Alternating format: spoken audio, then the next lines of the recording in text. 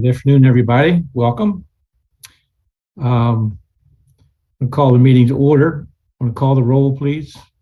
Superintendent Choudhury is absent. Secretary Churchill is here. Present. Mr. Derenberg. Here. Ms. Eberhardt. Here. Mr. Gibbons is absent. Ms. Lala. Here. Mr. Lombardo is absent. Secretary McCord. Here. And Chair Casemeyer. Here. Cassandra, any revisions to the agenda? Mr. Chair, we are recommending that we add one item to the end of the agenda right before the executive session. That will be an update on the status of air conditioning in Maryland schools. Good. Any public comment today? No, Mr. Chair. Okay, Alex, congratulations. Welcome to your first meeting as the acting director. I wish you the best of luck. Do you want to go through the consent agenda with us? Sure. Thank you, Mr. Chair, and good afternoon to all. For the record, Alex Donahue. On the consent agenda, we have 5 items: approval of the minutes, contract awards, approval of revisions to previously approved contracts, project allocation reversions, and project closeout list as usual, non-controversial standard items. Okay. To your motion, we approve the consent agenda. So moved. Second. All in favor, say aye. Aye. Opposed? Aye. Thank you. How about the informational? Yes. Issues, Alex. Thank you, Mr. Chair. This month we have 4 items. The first is delegated extension request approval for Featherbed Lane Elementary. And that is something that was raised by Bob Gorel last and approved by Bob Gorel previously under the authority of the commission as delegated. And that's just an informational item to let you know that that has taken place. Second is the Built to Learn Act project status report, which we're providing monthly. And that will show you on page 88, the status of the current projects and allocations for the Built to Learn Act and the status of those projects, showing color codes for status. And those will be updated, and going forward, starting next month, we will have that report revised to show changes from the previous month's statuses in response to recommendation from Secretary McCord. Thank you. Right, on item H, Baltimore City extra 15 million program status report. It's also listed. And finally, a name change for a school in Montgomery County that is effectively informational to the commission, as it is an LEA decision, and we are simply updating our state records to reflect the name change. Thank you. Any questions about the informational items? And we've been joined by Superintendent Choudhury. Good afternoon, Superintendent. Mr. Gibbons. Good afternoon. I miss anybody else? Come. No. Lombardo. Dick, how you doing? There's. Okay, the next item, number 2, appointment of vice chair. As you know, the bylaws we passed recently called for the creation of a role of vice chair, and I have the privilege of recommending a vice chair, and I've talked to Secretary Churchill, and he has agreed to be our vice chair, and I'd like to have a motion to make that official. Secretary McCord. I'd like to make the motion that the vice chair be the secretary of the Department of General Services, Churchill. And Mr. Gibbons, second. Second. There you go. Any discussion about that? Thank you. All in favor of the motion, say aye. Aye. All opposed? Thank you all. Item 3, Queen Anne's County rescind and amend 4 projects which are reaching their deadline. Brett? Good morning, Chair Casemeyer and members of the Commission. This item does require action. On May 19, 2022, IAC staff received a request letter from Queen Anne's County Public Schools to rescind 4 fiscal year 2021 projects and amend 2 of them into the fiscal year 2023 capital improvement program. Bid tabulations were reviewed by IAC staff for all 4 of the projects that are being requested to be rescinded. The 2 projects that are requested to be amended into the fiscal year 23 CIP received bids that are close to budget, and both would start construction this summer. The Kent Island High School roof project's bid results were double the estimate. This project would be rescinded, and it is expected to be included in the LEA's fiscal year 2024 CIP request, and pending funding approval, the project would be rebid at a later date. The Bayside Elementary School window and door replacement project did not receive any bids despite having 3 contractors attend the pre-bid meeting. The LEA is currently in the process of investigating why no bids were received on bid day and is expected to make a decision on how to proceed after that investigation. IAC staff will continue to review the situation with the LEA. I can now stand for questions prior to reading the motion. Okay. Any questions for Brett on his report? Want to make your motion, Brett? Sure. The motion is to approve the rescission of 4 Queen Anne's County Public Schools fiscal year 2021 capital improvement program projects as presented, transfer the state allocation totaling $2.491 million to the LEA's reserved prior year appropriations account, amend the fiscal year 2023 CIP to include 2 Queen Anne's County Schools projects as presented, and apply $303,000 from the reserve prior year appropriations account to the fiscal year 2023 CIP for those 2 projects. You are here a favorable motion. So move, Lawler. Okay, second. Ms. Eberhardt, any more discussion? All in favor of the motion, say aye. Aye. All opposed?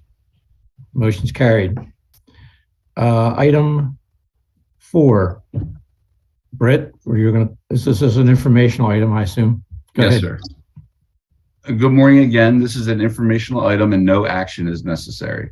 Current law requires that projects be under contract within 2 years of receiving an allocation from the IAC. IAC staff continuously tracks the status of projects against the 2-year deadline, regularly discussing the status of the projects with the LEAs and periodically providing a status summary to the IAC.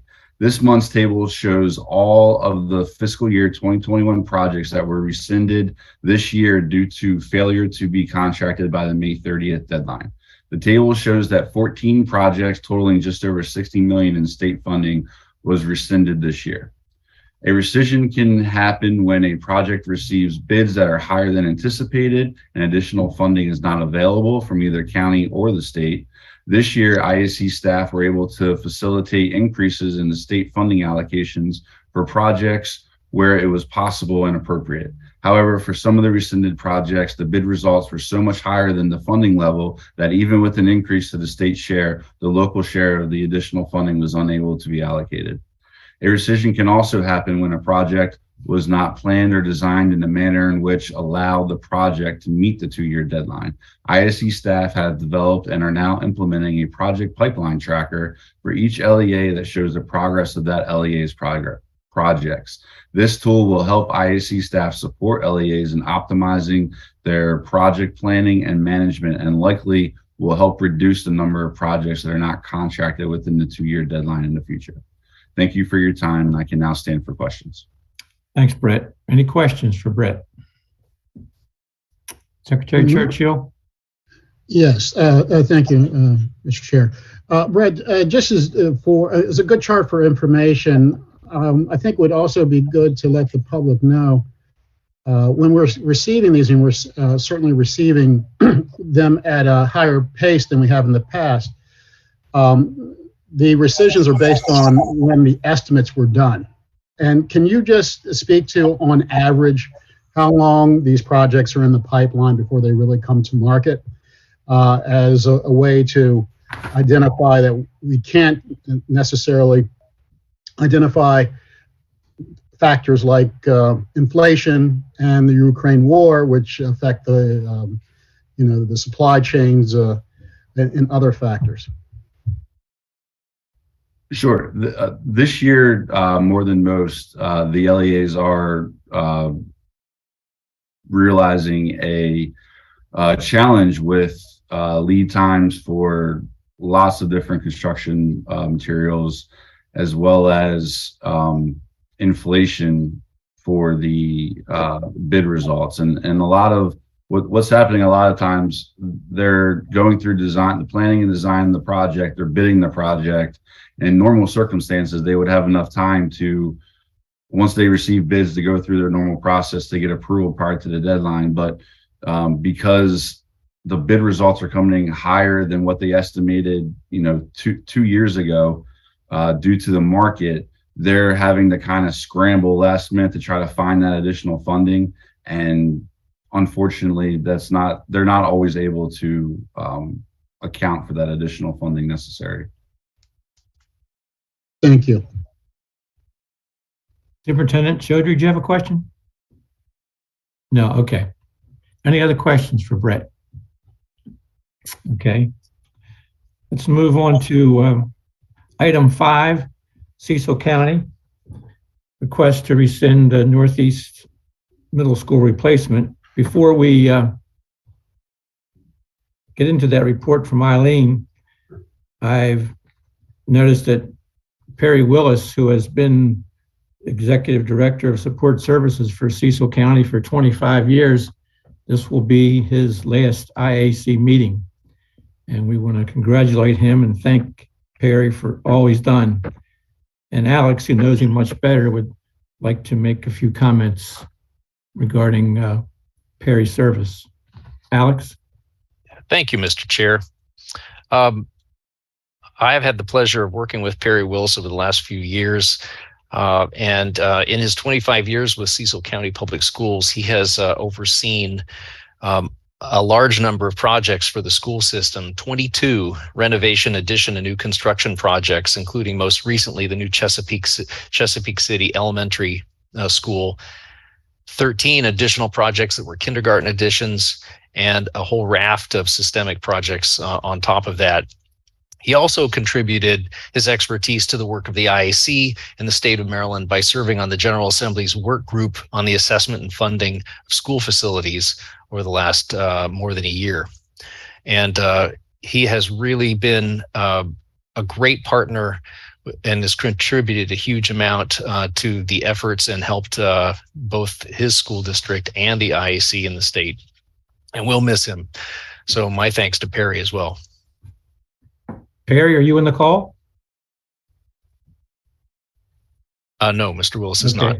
Well, pass on to him our highest regards and enjoyable retirement. So, Eileen, you want to give us a report on this situation? Good afternoon, Chair Kiesmeyer and members of the Commission. I am presenting item 5, for which Cecil County is requesting to rescind local planning approval for the Northeast Middle School replacement project. Frequently, the reasoning for such a request is due to cancellation of a project. However, that is not the case in this situation. Instead, LP is being rescinded because the scope was increased to include a co-located replacement high school as well. This updated scope was granted LP in the fiscal year 23 CIP, along with $4 million in design funding, and therefore LP is no longer required for the previous middle school only iteration of the project. IAC recommend approval. Staff recommend. Are there any questions to Eileen about this report? I know I'm being stupid. What's LP stand for? Oh, sorry, local planning. Okay. All right. Do I hear a motion? We approve item 5. Do you want me to read the motion? I'm sorry. Yeah, I forgot. I apologize, Eileen. Go ahead. To approve the rescission of Cecil County Public Schools fiscal year 21 local planning approval for the Northeast Middle School replacement project. Thank you. So moved. Secretary McCord, second. Second. Mr. Lombardo, all in favor, say aye. Aye. All opposed? Good. Okay, let's move on to item 6. Cassandra's going to discuss a couple of bills that were passed this year regarding budgetary issues that may have an impact on us. Cassandra? Yes, Mr. Chair, give me just 1 second. I'm going to get my screen up since this is a bit of a presentation. Okay, good morning, Mr. Chair, members of the commission. The piece of legislation that passed this session with the most notable impact on school construction is House Bill 1290. I want to take a few minutes to go over that bill and the FY23 budget at a high level. This presentation is just an overview for information only, and for every piece that requires an action by the IAC, we will of course bring that back in more depth to start moving those processes forward. I'm going to go through this quite quickly, but I want to reiterate for the members and any of our stakeholders that watch the meeting that we're absolutely available to answer any questions that they have about anything that I discuss here. So you'll see in this slide the IAC's budget table that was provided by DLS. This includes $522 million allocated for the public school construction program. Of that, $285 million is for the capital improvement program that you approved at your last meeting. And there's also funding, as you can see, for the Built to Learn Act, the supplemental capital grant program, which we call the Enrollment Growth and Relocatable Classroom Program, or EGRC. There's funding for the Healthy School Facility Fund, the School Construction Revolving Loan Program, the Aging Schools Program, and the Non-Public Aging Schools Program. Next, there is funding in the capital budget, $304.2 million for the public school construction program. This includes $67.2 million for the capital improvement program, but the other $237 million is earmarked for grants that will be provided to the local school systems with 100% state match. They're for projects that are selected by the county, not by the LEA. And they're for projects that haven't received funding from the IAC through any of our other programs. So this relates to your item 8 on the agenda for pass-through funding, and we'll talk about this more at that point. Mr. Chair, I want to transition to talking about House Bill 1290. One provision in that bill is that we create an appeal process specifically for enrollment projects at the individual project level. So we already have an appeal process in COMAR for any staff or IAC decision, but this requires that we promulgate a regulation for a separate process just for enrollment projections. And you'll see I'm repeating throughout this presentation this little colored box down here that shows each of the different components in our funding formula. I'm using this to show which component is being affected by the legislation. Another provision of the bill relates to the adjacent schools. Just as background for the commission and for the public, the IAC currently uses enrollment projections of the subject schools 7 years into the future as one component of the school's funding formula. The enrollment projections are provided by the LEA and are checked by the IAC staff just for reasonableness. The IAC also looks at capacity at adjacent schools. So if there are schools nearby that have a lot of empty seats, we would reduce the eligible number of students at the school that we were funding for those seats. And similarly, if the schools nearby were overcrowded, then we would fund additional seats at the subject school. So House Bill 1290 requires that the IAC only deduct for the available seats at adjacent schools if the sum of those seats is 15% or more of the subject school's enrollment. So it just creates a threshold under which we don't deduct. The idea being that under a certain point, it wouldn't make sense to look at redistricting those kids or reboundarying within the LEA. The bill also includes a number of changes to the state and local cost share, and this relates to the next item on your agenda, Mr. Chair. So the IAC is required to update the state and local cost shares every 2 years. This bill limits the percentage that an LEA could decrease to 5% during that 2-year period. The IAC is also required to update the cost share formula based upon the Kerwin formula for fiscal 25 and 26. And this bill provides a number of cost share increases at the project rather than at the LEA level. So this is the first time the IAC has seen any project-specific changes to the state cost share. Those include a 10% increase for schools with a concentration of poverty greater than 80%, a 5% increase for schools where the concentration of poverty is between 55 and 80%, maintenance incentive of 5% for schools that receive a good or superior on their most recent maintenance assessment, or for schools that received an adequate on that assessment, but also have systems that have averaged at least 120% of their expected useful life. And that data, Mr. Chair, is collected through the IAC's statewide facilities assessment. Finally, there's also a 5% increase for net zero schools. Very good. House Bill 1290 also requires the IAC to review and update our gross area baselines, which is the square footage that's eligible for state funding on a per student basis to align with the Blueprint Act. So we're required, and we have already started to look at this, Mr. Chair, to consider English learners, concentration of poverty, collaborative planning spaces, breakout spaces, career and technical education, and also pre-K. So we'll be bringing back more information on that soon. And before we talk about the changes that House Bill 1290 made to the statewide facilities assessment, I just want to briefly go over the current status.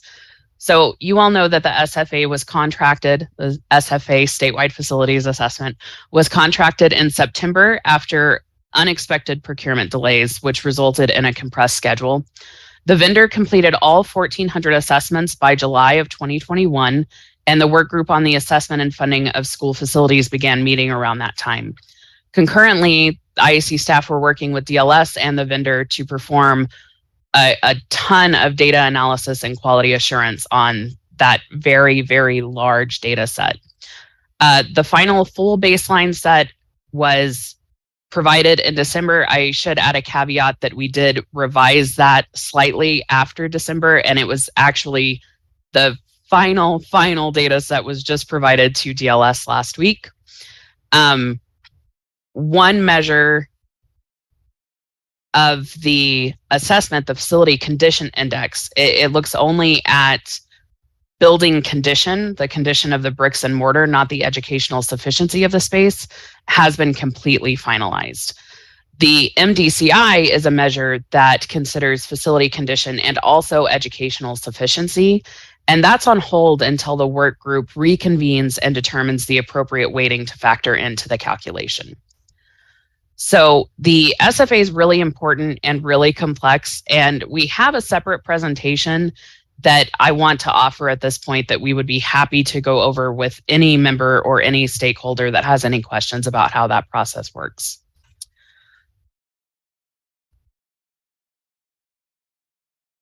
So, sorry, it took me backwards. The changes to House Bill 1290 related to the statewide facilities assessment is that we're required to include a process for the LEA to report additional information relevant to the assessment annually for all schools, whether they're reassessed or not in that given year, to collect information on additional elements, things like humidity, lead paint, kitchen equipment, carbon dioxide, acoustics, and all of the other things that you can see on this slide.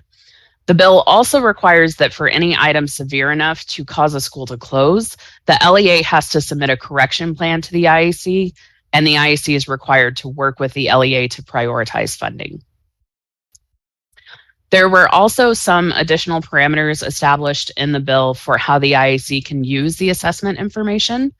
We can freely use the information to provide context to all of our work, all of our programs, to fulfill legislative requests, complete analysis or reports, or any other area where the data is just kind of informing an overall conversation. The IAC is required to make all of the assessment data available to the LEAs before we use it for any other purpose through the Integrated Master Facility Asset Library, which is a system that we are building. The IAC is also required to adopt regulations for using the assessment data anytime we want to use it to make funding decisions, and we're not permitted to use it for funding decisions before fiscal year 2027. The bill requires a new work group to be formed to look at that weighting and determine how the MDCI will be calculated. And I just want to note that we've had some really great meetings lately with DLS and a lot of other stakeholders around this assessment. And I think that we're really coming to a place where there's a common understanding of how this assessment can be used. Good. Next is total cost of ownership. Total cost of ownership is a concept that the IAC talks about a lot. For the public, I want to remind everyone that total cost of ownership, or TCO, is the total cost of a facility, including the first cost to build that facility, but also the cost to own and operate that facility for its life. The pie chart on the left of this slide shows a facility at its 30-year mark. And at 30 years old, most facilities will have spent more on operations and maintenance than they did on construction.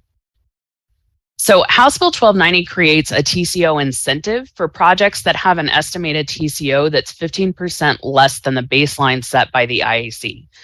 Any project that achieves this estimated cost can get a 5% increase to their state share. So in order to implement this, the IAC is required to develop life cycle cost standards. And we've been working really closely with DGS and Secretary Churchill's team over there to start to come up with those standard requirements. Next is the School Construction Revolving Loan Fund. This fund can be used to forward fund the state or the local share of school construction projects for any project that receives planning approval from the IAC. It's required that priority should be given to LEAs that haven't historically forward funded projects or LEAs that have limited debt capacity. The legislation establishes a minimum repayment period of 5 years, and the IAC is required to establish procedures to administer the program and procedures to grant a waiver of repayment if one is needed by the LEA. So we received the first $40 million of funding for this program in this year. And there is additional funding mandated, $20 million in FY24 and $10 million each in fiscal years 25 and 26. Next is the Healthy School Facility Fund. It's an existing program that formerly would have expired in fiscal year 24, but House Bill 1290 extends that program through fiscal year 26. And establishes that for fiscal years 21 through 26, Baltimore City has to receive half of all available funding through the program. Next, and we are almost done, Mr. Chair, I promise just a few more slides. The bill slightly modifies statutory provisions related to the Prince George's Public-Private Partnership Program, just to clarify that the funding from the IAC or administered by the IAC is to be provided directly to Prince George's rather than to the vendor. And the language in the bill also reinforces the IAC's role in the P3 MOU, including that the IAC must approve the project agreement, we must approve the project-specific ed specs and site selections for each school, and that we have a role on the governing body of the program.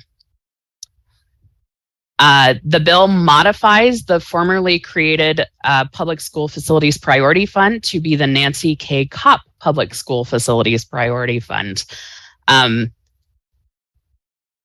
I am excited about that one. As all of you know, Treasurer Kopp was obviously involved in the Kopp Commission, subsequently involved in the Knott Commission, and also the work group on the assessment and funding of school facilities. It also implemented a change to the ASP, Aging Schools Program, and to the School Safety Grant Program to correct an error from the BTL legislation that was just technical cleanup. And it states that the intent of the General Assembly and the state is to provide at least $450 million per year to school construction annually. This is a result of the cost share increases that we talked about earlier. The goal of the language is to ensure that those increases don't result in a reduced number of projects that can be funded. But finally, Mr. Chair and members, there are a number of reports that are required by House Bill 1290 and the budgetary language that accompanied it. It includes everything from a status on the SFA, on charter school facilities, on the potential for biomass-fueled school facilities, and changes to the school safety grant program procedures. I want to reiterate that that was a lot of information Yeah. that I went over very, very quickly. Mainly, I wanted to just provide an overview so that any members or stakeholders that have questions about any of these specific provisions can ask them. With that, Mr. Chair, I can stand for questions. Good job. Very comprehensive. And maybe what to delve into these in more depth at another time. Any questions for Cassandra and all the information she just presented? Thank you, Cassandra. It was a good job. Item 7, COMAR revisions. Cassandra? So, Mr. Chair, speaking of delving in more deeply to some of these items, we just talked about all of the cost share increases that were required by statute. This item would implement or would provide the preliminary adoption of those changes, specifically as it relates to COMAR 1439-0205. Of course, there are a lot more regulations that will need to be adopted as a result of this year's legislation, but these in particular, we wanted to get into the works so that they're fully codified before we start this year's CIP cycle in October. So on page 120 of your agenda, you'll see the proposed changes highlighted in yellow.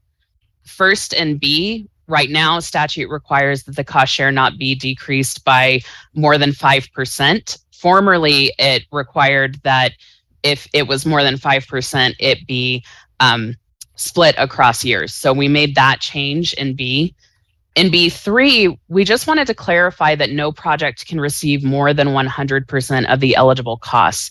As a result of these cost share increases, it's likely that a number of projects that come to the IAC will actually reach that 100% level. In D and in the new E, you can see that we've split out the cost share calculations into two categories. One is for the LEA's overall state cost share in D, and then in E, we've added the project-based cost share components. And I just want to remind you that this is a preliminary approval only. This will allow us to publish a proposed regulation in the Maryland Register that would become available and open for public comment for a period of 30 days, and then it would come back to the IAC for final approval. With that, Mr. Chair, I can stand for questions. Any questions for Cassandra on the information she just passed on to us? Do we have to take any action on this, on your comments? Yes, Is there a motion? there is, Mr. Chair. Go ahead. The motion is to approve amendments to COMAR 1439-0205 as presented in this item, and to authorize staff to make additional technical edits as necessary. The proposed COMAR revisions will be published in the Maryland Register and will be open for a public comment period of at least 30 days before returning to the IAC for final approval. Thank you. I hear a motion for approval. Secretary McCord, Ms. Everhart seconds. Any more questions for Cassandra on the COMAR revisions? All in favor, say aye. Aye. Opposed? Thank you, Cassandra. Number 8, procedures on pass-through capital grant funding. This is other monies that were provided. Cassandra? Thank you, Mr. Chair. As we reviewed in the budget presentation, the capital budget bill, Senate Bill 291, was amended to provide additional funding to LEAs outside of the normal CIP process. The budget bill requires that the funds are allocated without a local match up to the amounts provided in the budget to 6 counties as shown on page 121 of your agenda. There is also $2 million that was provided that you can see in item 7 on page 121 that the IAC is required to develop an allocation methodology for. So different than the IAC's other programs, this bill makes it clear that the IAC should distribute this funding as block grants to the LEAs and that the funding is not subject to the IAC's typical procedures. To adhere to that spirit of this appropriation, IAC staff have developed a very simple procedures guide. I think it's only about 2 pages that you'll see beginning on page 123 of your agenda. In the draft procedures, we are recommending that the $2 million be allocated and distributed to the LEAs on an enrollment basis to the counties that are eligible to receive that funding. And you'll see that proposed distribution of funds on page 122. Another interesting provision of this funding is that projects have to be selected by the county government rather than the LEA. However, the LEAs are required to execute the projects. So in this, you will notice an emphasis on having the applications be signed both by the LEA and by the county when we receive them. The simple draft procedures that we've provided here would allow for the IAC to issue those block grants, and after confirming eligibility of the project. And it also provides for some reporting biannually and closeout of the project funds. With that, Mr. Chair, I can stand for questions or I can read the motion. Any questions for Cassandra on that issue? Secretary McCord. Cassandra, just wanted to recognize that it's not gross area baselines that you're carrying through for the 2 million. It's just the enrollment projection, the enrollment as of. That's your basis for dividing up the 2 million. It's different than the basis for the rest of the money being divided up. I'm not saying it doesn't make sense. I'm just saying, recognizing that it's different. And if we come to the point where we have to do this again, I think we should try to maintain consistency for doing it this way for that other extra money. But I think it's done fine. So thank you. Want to read the motion, Cassandra? Yes, Mr. Chair. The motion is to approve the FY 2023 Senate Bill 291 Pass-Through Grant Administrative Procedures Guide pending non-substantive edits by staff, to approve the allocation of $2 million of pass-through funding to certain local education agencies as provided in the capital budget on an enrollment basis as presented in this item and the Pass-Through Grant Administrative Procedures Guide Appendix 1, to direct staff to solicit pass-through grant project applications from LEAs with a maximum total allocation of $237 million in accordance with the FY23 state capital budget, and to delegate authority to approve eligible projects within the total LEA allocation to IAC staff and designees, with a report of project allocations submitted to the IAC periodically at regularly scheduled meetings. Do I hear a motion of support for that? So moved. Secretary McCord, second. Ms. Everhart? Second. Any more discussion? All in favor, say aye. Aye. All opposed? Okay. Thank you, Cassandra. As Cassandra said earlier, we added one report last week in the papers and TV. It was reported that some schools had to close and because of air conditioning issues, and we're always sensitive to that, and we wanted to respond. So Cassandra, you and Griselle, I think, are going to make some comments about this. Yes. Yeah. Who wants to go first? I just want to say that because we did email out the report, and so you guys should have received it prior to this meeting. Yeah. Okay. On October 8th, 2021, the IAC published the report on the status of the air conditioning in Maryland's school facilities, which included a breakout of 31 schools that were listed with 20% or more of classrooms unair conditioned as of September 2021. We've received a lot of questions about the schools without air conditioning in the past week, so we wanted to provide an update to the information from last fall. Earlier today, we emailed you an updated report, which we will incorporate into the agenda published on the website after the meeting today. In this report, you will find updates as of June 1st, 2022, which show that 28 schools in use remain unair conditioned, including 21 schools in Baltimore City and 7 schools in Garrett County. However, 100% of these schools that are owned by LEAs and planned for continued use as educational spaces for students are currently under construction for HVAC projects or have slated HVAC projects to be completed. The exceptions are number 12, Baltimore City, Mount Washington, which is not owned by city schools, and a few other schools in both Baltimore City and Garrett that are either only used as temporary swing space or are planned for closure. There are an additional 10 schools in Baltimore City that are experiencing maintenance issues and are under repair to sufficiently provide cool air on high temperature days to avoid closures and early dismissal of students. On page 3 of the information that we provided today, you will find a listing of those schools and their statuses. We will continue to follow up with the LEA to get more detailed information, and we'll provide it to you as soon as it becomes available. Now I stand for any questions. Any questions for Griselle about the air conditioning situation? Okay. We just wanted to give you an update to respond to the situation last week. Okay, let's move on to our final item. For our last agenda item, the Commission expects to discuss a personnel matter pursuant to Section 3-305 of the General Provisions Article of the Annotated Code of Maryland. I will ask for a motion to close this meeting. Do I have a motion to close the meeting? So moved. Secretary Churchill, Ms. Everhart, seconded. All in favor? All Aye. opposed? Aye. Okay, the motion carries, and we're now going to move to closed session, and we'll probably be back in, I would hope. Recording stopped. The recording has stopped. Okay, Mr. Chair, give us just 1 second to get all the staff off the call.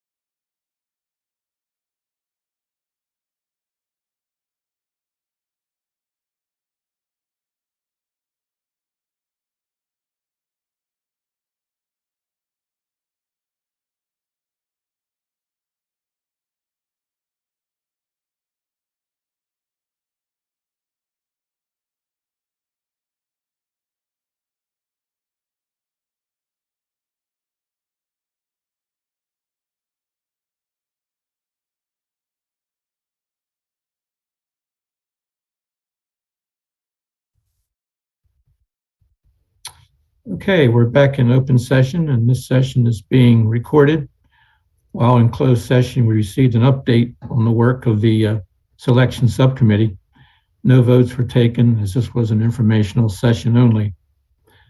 Before we adjourn, I just wanted to make one comment about meeting in person again, and I think we'll just wait to September to see how this whole COVID thing is developing and try to make, put off a decision till that point in time.